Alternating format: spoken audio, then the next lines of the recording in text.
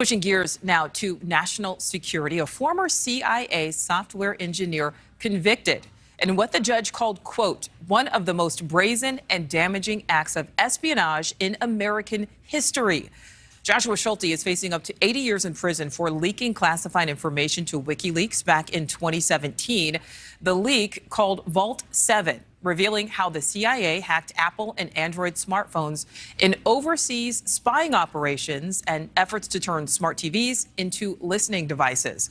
Before Schulte was arrested, he helped create hacking tools as a coder at the CIA. So joining us now, former CIA officer Tracy Walder. Tracy, thank you for being with us. How does something of this magnitude happen in the first place? So thank you for having me, Nicole.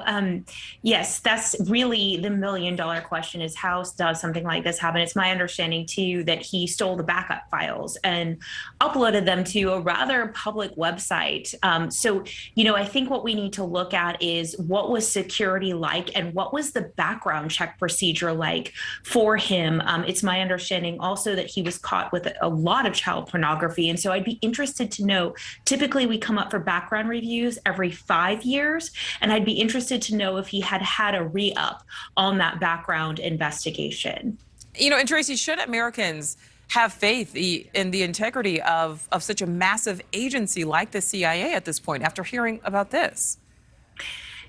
That's a tough question to answer. I still have friends who work there, and I have a tremendous amount of respect for the organization. I do think that what needs to happen, I think that we still should have faith in the organization, but what I do think needs to happen is we need to take a different look at how often these re-up of our background investigations are done. I do believe that 5 years is perhaps a little bit too long to go in terms of a re-up on our security clearance. And I also think that we need to look and see, what are we doing digitally to protect ourselves? That is something that the CIA has not done the best in past years, and I'd be interested to see what they're doing in terms of beefing that up.